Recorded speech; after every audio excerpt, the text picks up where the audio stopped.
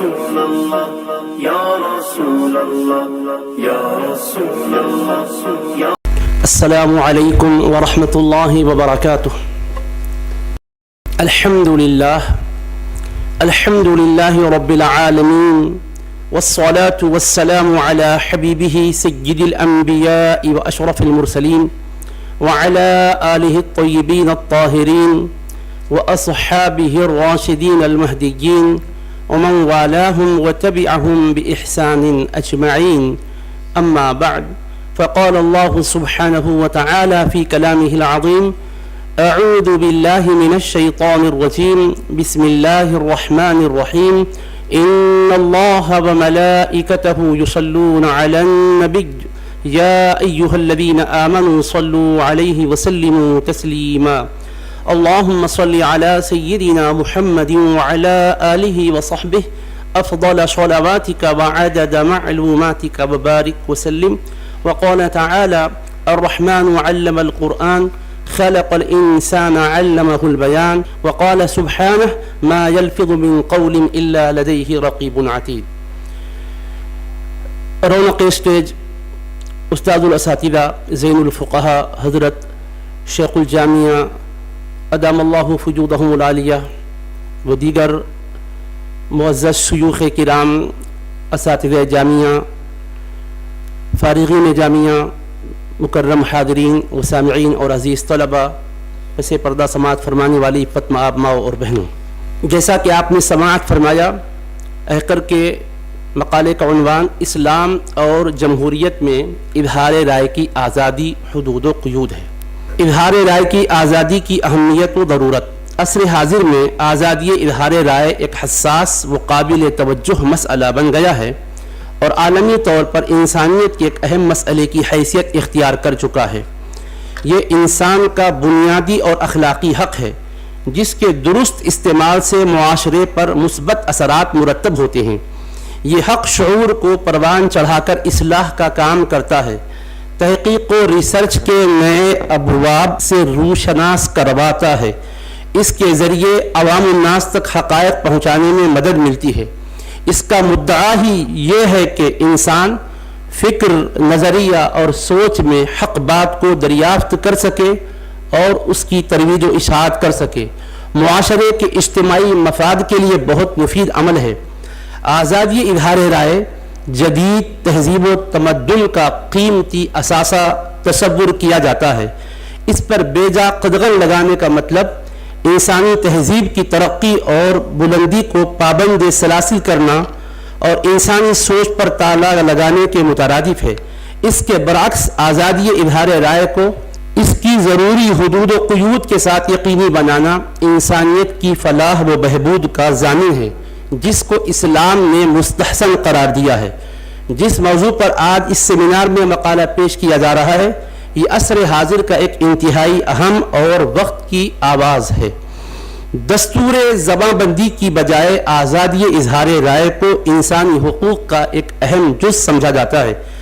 اگر کوئی شخص یا قوم کے جذبات و احساسات کو ٹھیس پہنچائی جائے، سیاسی و مذہبی، اقتصادی و سماجی حقوق پامال کیے جا رہے ہوں، یا کوئی شخص کسی فرد یا معاشرے کی فلاح و بہبود کے لیے کچھ کہنا چاہتا ہو، تو اسے اپنے معافی ضمیر کے اظہار کے ساتھ اپنے حقوق کے لیے آواز اٹھانے اور اپنی مظلومیت کو بیان کرنے کی آزادی دی جاتی ہے، تاکہ ایک طرف سے انصاف اسے مل سکے تو دوسری طرف معاشرے کی اصلاح بھی ہو سکے۔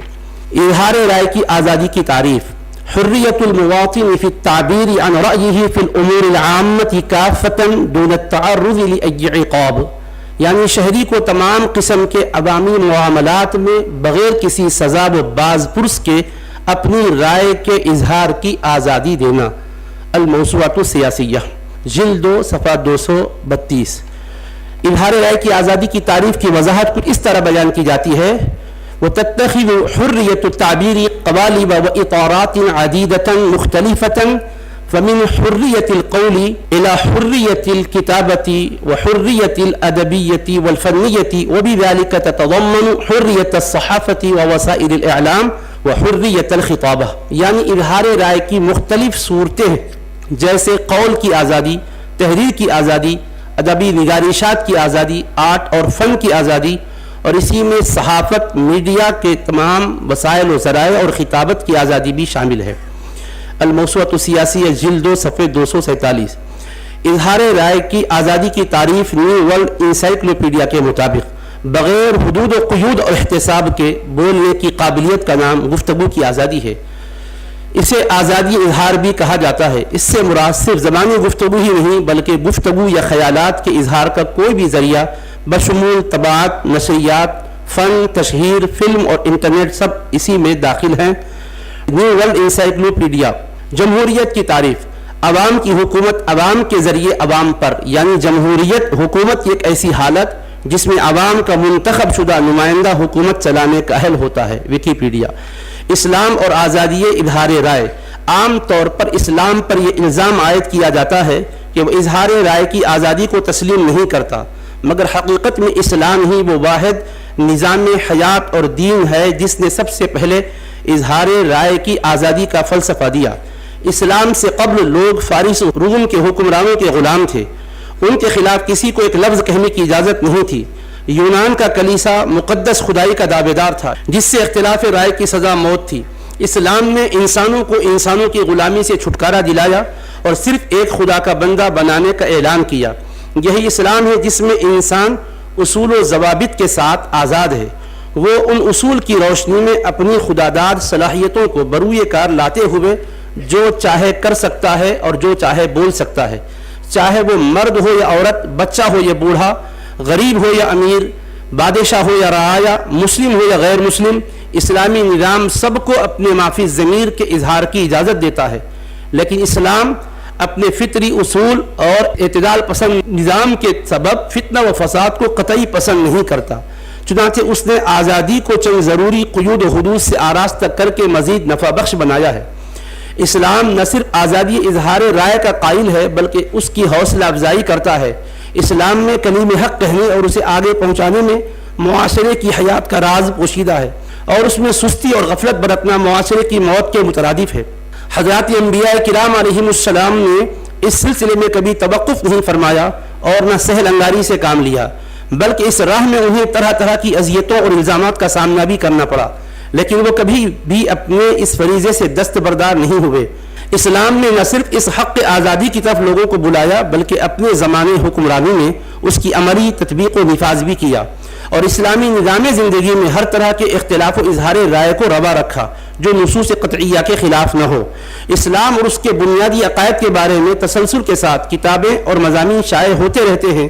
ہر قسم کے ذرائع ابلاغ کے ذریعے وقتاً فوقتاً الگ الگ موضوعات کو زیر بحث لایا جاتا ہے، لیکن مسلمان اس طرح کے علمی مباحثوں پر کبھی اعتراض نہیں کرتے، کیونکہ وہ یہ سمجھتے ہیں کہ یہ مباحثہ و مذاکرہ کا عمل اسلام کی صحیح تعلیمات لوگوں تک پہنچانے کا ذریعہ بن سکتا ہے، بلکہ قرآن کریم تو قل ہاتوا برہانکم کہہ کر گویا معترضین کو دعوت مباحثہ دیتا ہے، لیکن اظہار رائے کی آزادی کا کوئی غلط استعمال نہ کر بیٹھے۔ اس وجہ سے اسلام اس کے لیے کچھ حدود و قیود مقرر کرتا ہے تاکہ کسی فرد یا قوم کی آزادی دوسرے فرد یا قوم کی دل آزاری یا استحصال کا باعث نہ بنے، اور اس سے کسی کے ذاتی مفاد یا اجتماعی مفاد کو ٹھیس نہ پہنچے۔ اسلام آزادی اظہار رائے کا پرزور حامی ہونے کے ساتھ ساتھ اس کو مثبت اصولوں اور چند مناسب شرائط و آداب کے ساتھ استعمال کرنے کا داعی بھی ہے، کیونکہ آزادی رائے کا غلط استعمال روئے زمین پر فساد، معاشرتی امن کی بربادی، شرف انسانی اور احترام انسانیت کی پامالی کا سبب بنتا ہے۔ قرآن و حدیث، سیرت رحمت للعالمین صلی اللہ علیہ وسلم اور کردار صحابہ رضی اللہ عنہم میں اس کی بے شمار روشن مثالیں موجود ہیں۔ آزادی اظہار رائے کے آداب اور حدود و قیود سے متعلق قرآنی آیات، آئیے ایک نظر ان آداب و شرائط پر بھی ڈالی جائے جس سے اسلام کے نظریے آزادی اظہار رائے کا مفہوم اچھی طرح واضح ہو جاتا ہے۔ میں نے قرآن کریم کی آیات درج کی ہے، لیکن اشاریے کے طور پر اس کا مفہوم آپ کی خدمت میں رکھتا ہوا آگے بڑھتا ہوں۔ پہلی بات، جو بات کہی جا رہی ہو وہ حق ہو، عمدہ، صحیح و درست، عدل و انصاف پر مبنی، آسان اور دل نشین ہو۔ اس ضابطے کے تحت قرآنی آیات درج کی، مثلا وَقُولُوا لِلنَّاسِ حُسْنًا وَقُولُوا قَوْلًا سَدِيدًا وَإِذَا قُلْتُمْ فَاعْدِلُوا وَقُلْ لَهُمْ فِي أَنفُسِهِمْ قَوْلًا بَلِيغًا فَقُلْ لَهُمْ قَوْلًا مَيْسُورًا۔ نمبر 2، کہی جانے والی بات فساد پر منتج ہونے والی، بری، فحش، غیبت، طعن و تمسخر والی، گالی گلوچ اور تہمت و حد کے عزت پر مبنی نہ ہو، کیونکہ بری بات فساد کا سبب بنتی ہے۔ ایسی بات بھی نہ کہی جائے جس پر خود عمل پیرا نہ ہو۔ اب آیات اس سلسلے میں نے ذکر کی ہے، مضمون چھپے گا تو وہ آیات مبارکہ میں ترجمے کے آپ پڑھ سکتے ہیں۔ نمبر 3، انداز و طریقے گفتگو نہایت عمدہ اور حکمت پر مبنی ہو، جس میں نرمی ہو، سخت کلامی نہ ہو، اپنی بات زبردستی کسی پر مسلط نہ کی جائے اور نہ ہی آواز ضرورت سے زیادہ بلند ہو۔ اب آیات قرآنیہ اس کے تحت۔ نمبر 4، اطلاعات اور معلومات کو تصدیق و جانچ کے بغیر آگے نہ پہنچایا جائے۔ پھر اس ضمن میں قرآنی آیات جو ہیں اس کو میں نے ذکر کیا۔ نمبر 5، اسلام اظہار رائے کی آزادی کے ضمن میں اچھی بات کہنے اور بری بات سے روکنے کو عمومی طور پر پوری امت کا، خصوصاً قوم کے معزز افراد کا دینی فریضہ قرار دیتا ہے۔ قرآنی آیات ذیل میں ہیں۔ نمبر 6، اظہار رائے کا غلط استعمال کرنے والوں سے معاملے کے آداب۔ اس ضمن میں اعراض و کنارہ کشی اختیار کرنا، مثلا فأعرض عنهم حتى يخوضوا في حديث غيره وإلى غير ذلك من الآيات۔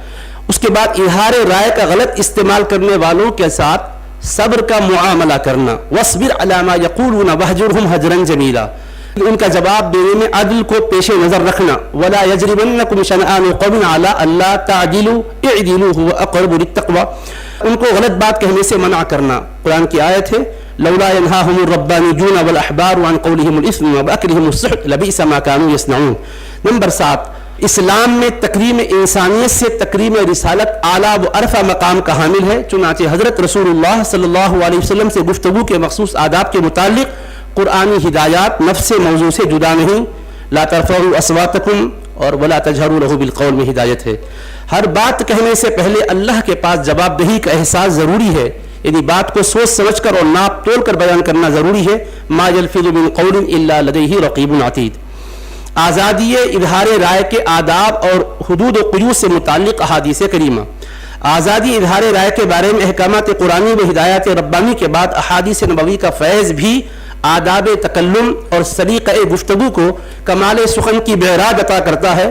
ارشاد پیغمبر پاک صلی اللہ علیہ وسلم سے ارشادات اب ذیل میں ذکر کیے ہیں۔ کلیم حق کہنا اسلامی فریضہ ہے۔ حاکم یا لوگوں کے خوف کی وجہ سے حق بات کہنے سے رک جانا درست نہیں، بلکہ بروز محشر باز پرس ہوگی۔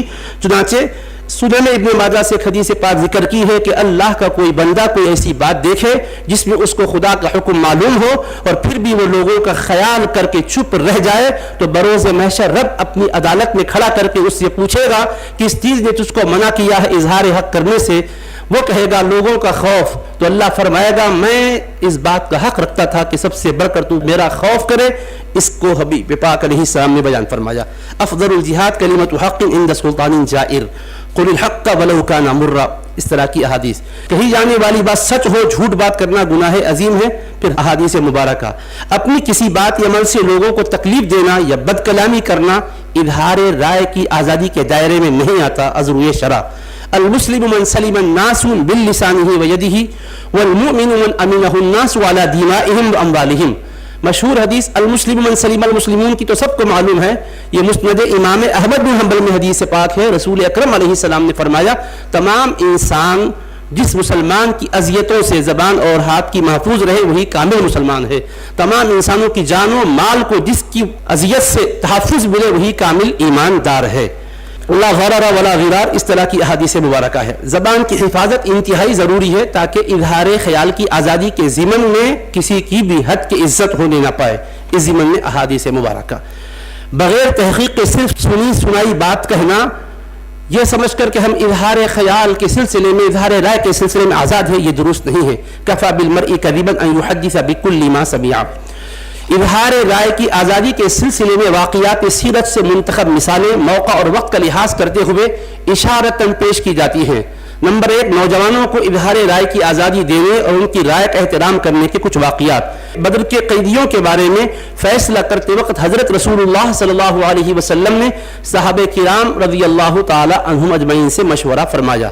نمبر 2، میدان بدر میں قیام کی جگہ کے بارے میں حضرت حباب ابن منذر رضی اللہ تعالی عنہ کا مشورہ قبول فرمایا۔ نمبر 3 غزوہ احد کے لیے شہر سے باہر نکل کر مقابلہ کرنے کے سلسلے میں نوجوانوں کا مشورہ قبول فرمایا. نمبر 4 غزوہ احزاب کے موقع پر خندق کھودنے کے سلسلے میں حضرت سلمان فارسی رضی اللہ تعالیٰ عنہ کا مشورہ قبول فرمایا. یعنی گویا ان کو بنفس نفیس اپنے خیال کو ظاہر کرنے کی آزادی بھی مرحمت فرمائی اور اس کو تحسین کی نظر سے بھی دیکھا اور اس پر عمل آوری کے لیے حکم بھی فرمایا. اسی طرح ایک یہودی قرض قہ کو ڈانٹنے پر حضرت عمر رضی اللہ تعالیٰ عنہ سے اضافی رقم بطور معاوضہ دلوائی کہ یہ نہیں کہ اظہار خیال کی آزادی ہے تو میں سخت کہہ بیٹھوں اس لیے کہ یہ یہودی ہے, اس کی اجازت نہیں دی گئی.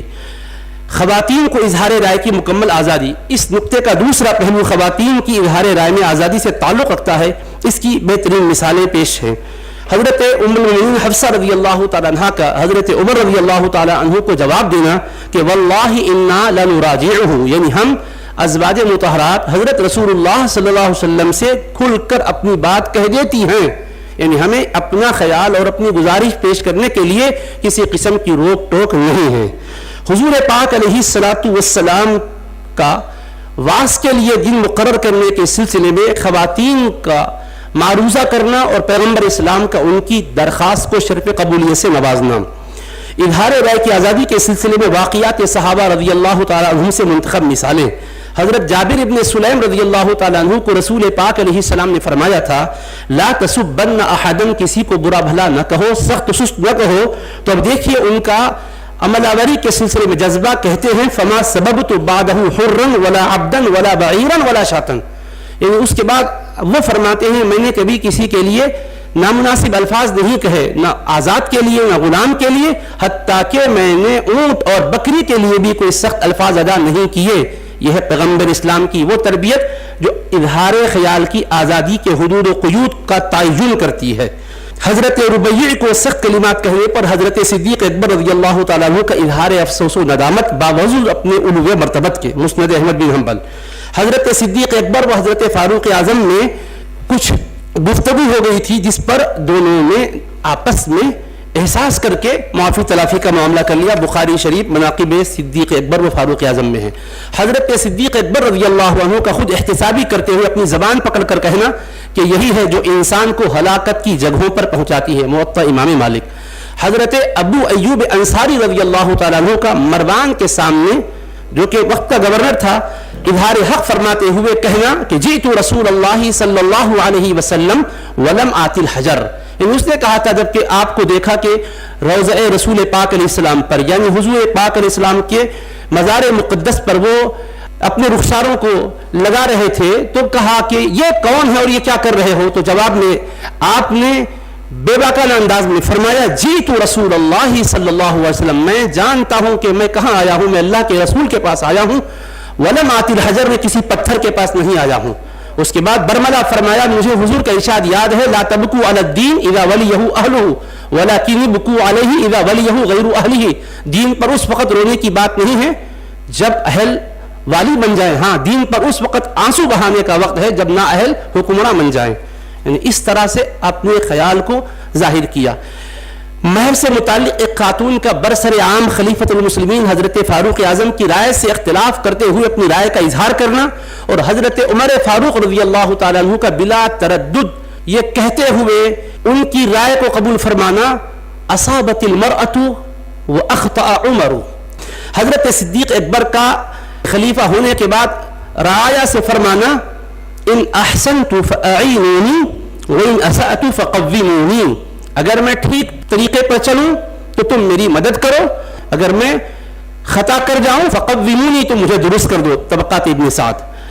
حضرت فاروق اعظم رضی اللہ تعالیٰ عنہ کا یہ فرمانا کہ لوگوں اگر میں خطا کروں یا مجھ میں کوئی کجی تم دیکھو تو کیا کرو گے. تو ایک شخص کھڑے ہو کر کہنے لگا کہ واللہ لو رأینا فیک اعوجاجا لقومناہ بسیوفنا, اے خلیفۃ المسلمین, اے امیر المؤمنین, اگر بخدا ہم آپ میں کجی کو دیکھیں گے تو اپنی شمشیر بے نیام کر کے آپ کو درستگی پر لائیں گے. تب فاروق اعظم یہ فرمانے لگے الحمدللہ الذی جعل فی رعیتی من اذا اعوججت قومنی, خدا کا شکر بجا لاتا ہوں کہ میری رعیت میں خدا نے ایسوں کو رکھا ہے کہ جب کجی مجھ سے ہو جائے تو مجھے صحیح راہ پر لے آئے. آپ نے تشکر کے کلمات ادا کیے، خدا کی حمد و ثنا بیان کی. یہ اسلامی نقطہ نظر سے اظہار خیال کی آزادی سے متعلق نصوص تھے اور ان سے اخذ کردہ نکات و نتائج تھے. اب جمہوریت میں آزادی کا تصور اور آزادی اظہار رائے. ایک جمہوری ملک میں تہذیب و تمدن کے زیر سایہ پرورش پانے والے معاشرے میں اظہار آزادی رائے کے اہم نکات حسب ذیل ہوں گے. بھارت کا آئین بنیادی حقوق حصہ 3 دفعہ 19 سے میں نے یہ اخذ کیا ہے. نمبر 1، تمام شہریوں کو حق حاصل ہوگا، یعنی حق آزادی. الف، تقریر اور اظہار کی آزادی. با، امن پسندانہ طریقے سے بغیر ہتھیاروں کے جمع ہونے. جیم، انجمنیں یا یونین قائم کرنے. دال، بھارت کے سارے علاقے میں آزادانہ نقل و حرکت کرنے. ہاں، بھارت کے علاقے کے کسی حصے میں بود و باش کرنے اور بس جانے. زا، کسی پیشے کے اختیار کرنے یا کسی کام، دھندے، تجارت یا کاروبار چلانے کے. یہ حقوق ہر شہری کو حاصل رہیں گے. یہ بنیادی حقوق ہے، رہنما حقوق کی بات نہیں ہے.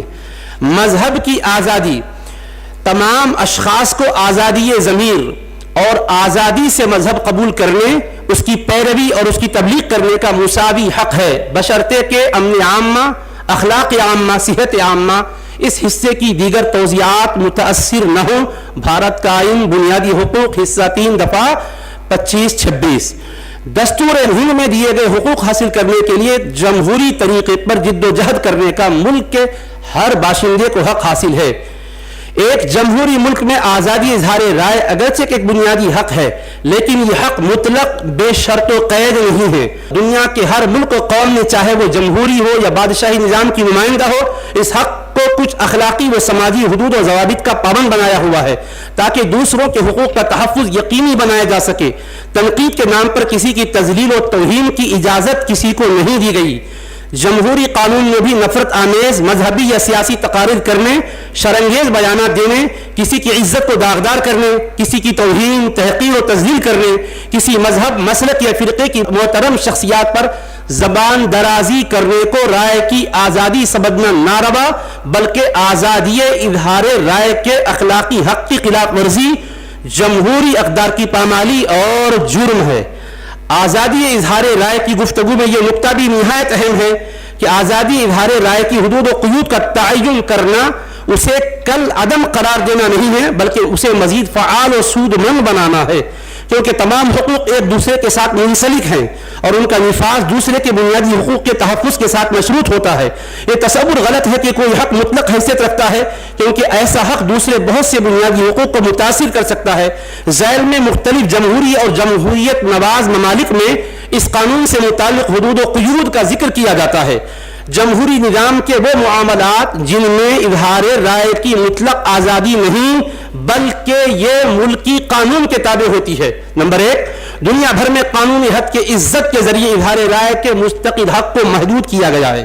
نمبر 2، کئی ممالک میں ان کے دستوروں اور خصوصی قومی اداروں مثلا فوج، عدلیہ اور پارلیمنٹ کی توہین کو یا تو غیر قانونی قرار دیا گیا ہے یا اس طرز عمل کی مذمت کی گئی ہے.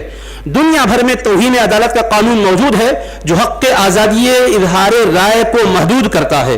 نمبر 3، بچوں کی برہنہ فحش تصاویر کی اشاعت یا نسلی و مذہبی منافرت پھیلانے والے مواد کی اشاعت پر پابندی ہے، بلکہ اس کو سائبر کرائم کی ایک صورت بنا جاتا ہے. گویا اس تناظر میں سوشل میڈیا بھی مکمل آزاد نہیں بلکہ ملکی قانون کے تابع ہے. نمبر 4، ہولوکاسٹ یعنی یہودیوں کی نسل کشی کا انکار کرنا بھی کئی ملکوں میں قابل سزا جرم مانا جاتا ہے. اظہار رائے کی آزادی کے ضمن میں اس پر تنقید کرنے یا انکار کرنے کا حق نہیں دیا گیا ہے. نمبر 5، صحافت جمہوریت کا چوتھا ستون ہونے کے باوجود آزادی اظہار رائے میں وہ بھی ملکی قانون کے تابع ہے. نمبر 6، کوئی بھی شخص آزادی اظہار رائے کے نام پر ملک کی سالمیت و دفاع اور امن عامہ سے متعلق امور پر مخالفانہ گفتگو نہیں کر سکتا. خلاف اقدار فحاشی پر مبنی اظہار خیال ممنوع ہے. مذہب کی توہین، مقدس کتابوں کی بے حرمتی، مذہبی اور اکابر شخصیتوں کی کردار کشی، یہ تینوں باتیں قابل سزا جرم قرار دیے گئے ہیں. دشمن ممالک کے بارے میں دوستانہ رویہ اور ان کی حمایت ملک سے غداری تصور کی جاتی ہے. ملکی مفادات کے خلاف تقریر و تحریر کا بھی یہی معاملہ ہے. قانون و دستور کے خلاف زبان درازی کی کسی کو اجازت نہیں ہے. یہ وہ نکات ہیں جن سے آزادی اظہار رائے کی حدود کا تعین ہوتا ہے. اسلام اور جمہوریت میں آزادی اظہار رائے کے غلط استعمال پر سزا. چونکہ اسلام میں آزادی اظہار رائے کا براہ راست تعلق حقوق اللہ و حقوق العباد سے ہے، لہذا اس کے بیجا استعمال سے کسی دوسرے کا حق متاثر ہو کر فتنہ و فساد بپا نہ ہو، اس لیے اسلام میں اس کے لیے مختلف قوانین، سزائیں اور تعزیرات مقرر کی گئی ہیں. اسلام میں توہین رسالت کی سزا سزائے موت ہے، لیکن حدود و قصاص اور اسلامی سزاؤں کا نفاذ اسلامی مملکت کے ساتھ خاص ہے. حاکم اسلام یا اس کا مقرر کردہ نائب انہیں نافذ کرے گا، عوام کو اس کی اجازت نہیں. اگر غیر اسلامی یا جمہوری ملک میں کوئی والعیاذ باللہ گستاخی کا مرتکب ہو تو اس کے لیے ملکی آئین کی روشنی میں حکومت سے سزا کا مطالبہ کیا جائے گا اور سخت سے سخت قرار واقعی سزا کے لیے قانونی پیروی کی جائے گی، لیکن بذات خود سزا دینے کا عذر شرع کسی کو حق نہیں. مآب خواتین پر تہمت لگانا قابل سزا جرم ہے. کسی پر جھوٹے الزامات لگانا جس کی وجہ اس کی نیک نامی متاثر ہوتی ہو تو بعد ثبوت یہ بھی قابل سزا جرم ہے. جمہوری نظام میں توہین عدالت قابل سزا جرم ہے. توہین دستور قابل سزا جرم ہے. کردار کشی اور حد کے عزت قابل سزا ہے. ملک کے خلاف باغیان تقریر و تحریر قابل سزا ہے. مذہبی جذبات کی تحقیر قابل سزا ہے. انٹرنیٹ پر فحاشی اور دیگر جرائم قابل سزا ہے. ساری دنیا میں یہ چیزیں آزادی اظہار رائے کے خلاف سمجھی جاتی ہیں. پوری دنیا اس بات پر متفق ہے کہ توہین و تحقیر کا رائے کی آزادی سے کوئی تعلق نہیں ہے. لہذا جب عام شہری کی حد کی عزت پر سزا ہو سکتی ہے تو کائنات کی افضل ترین ہستی حبیب رب العالمین صلی اللہ علیہ وسلم کی شان اقدس میں گستاخی کرنے والوں کے لیے سزا کیوں نہیں؟ اسلامی نقطۂ نظر سے ہٹ کر انسانی اور اخلاقی لحاظ سے غور کیا جائے کہ کسی مذہب کی توہین یا اس مذہب کی مقدس شخصیات کی توہین کیا اس شخص اور اس قوم کی دل شکنی کا باعث نہ ہوگی؟ کیا عقل و انصاف کی روشنی میں کسی قوم کی دل شکنی درست ہو سکتی ہے؟ کم از کم اس نقطۂ نظر سے غور کرتے ہوئے توہین رسالت مآب کو قابل سزا جرم کیوں نہیں سمجھنا چاہیے؟ توہین رسالت سنگین جرم ہے. اس سے ساری دنیا کے مسلمانوں کے مذہبی جذبات مجروح ہوتے ہیں اور معاشرتی امن بھی داؤ پر لگ جاتا ہے. لہذا جرم کی سنگینی کو دیکھتے ہوئے اسلامی مملکت میں اس کی سزا قتل مقرر کی گئی. قانون کو ہاتھ میں لینے کی اسلام اجازت نہیں دیتا. اگر کوئی قانون کی خلاف ورزی کا ارتکاب کرے تو اس کی مذمت کرتا ہے. نیز اس مسئلے کو قانون کے دائرے میں رہتے ہوئے حل کرنے کی کوشش کرنے والوں کی حوصلہ افزائی کرتا ہے تاکہ اس سے آزادی اظہار رائے کے غلط استعمال پر روک لگے. مقالے کے اختتام پر خلاصہ کلام: اسلام اور جمہوریت ہر دو نظام آزادی اظہار رائے کے حق کو تسلیم کرتے ہیں، بلکہ اسلام اسے فریضے سے تعبیر کرتا ہے مگر حدود و قیود کے ساتھ. اس حق کے بیجا استعمال سے فتنہ و فساد کا قوی اندیشہ ہونے کے سبب اس حق کو مطلق رکھنے کی بجائے چند ضروری قیود اور حدود سے مزین کر کے مزید نفع بخش بنایا گیا ہے. قرآن کریم اور احادیث طیبہ میں اس کے آداب و حدود کا واضح بیان ہے اور سیرت و واقعات صحابہ کرام رضی اللہ عنہم میں اس کی روشن مثالیں موجود ہیں. اسلام میں آزادی اظہار رائے کو مختلف درجوں میں تقسیم کر کے آسانی سے سمجھا جا سکتا ہے. حضرت نبی پاک علیہ السلام کو اپنے صحابہ کرام سے بعض دنیوی معاملات میں مشورہ فرمانا اور اس موقع پر ان حضرات کو اپنی رائے ظاہر کرنا آزادی اظہار رائے کی عملی تربیت کا حصہ ہے. خلیفہ و حاکم اسلام کے سامنے آزادی اظہار رائے جیسے ان کے سامنے حق گوئی یا مشورہ یا شکایت کی صورت میں اپنے معافی ضمیر کا کھل کر اظہار، خواتین کو اپنے حقوق کے مطالبے کی آزادی، علمی و تحقیقی امور میں ماہرین علم و فن کو اختلاف رائے کی آزادی، یہاں تک کہ اسلام میں مختلف علمی و فقہی فروعی مسائل کے اختلاف کو رحمت سے تعبیر کیا گیا ہے. نبی رحمت صلی اللہ علیہ وسلم ارشاد فرماتے ہیں: اختلاف امتی رحمت، میری امت کا اختلاف رحمت ہے. جامع الحاضر السیوطی صلی اللہ تعالی علی خیر خلقہ سیدنا محمد و آلہ و صحبہ اجمعین والحمد للہ رب العالمین.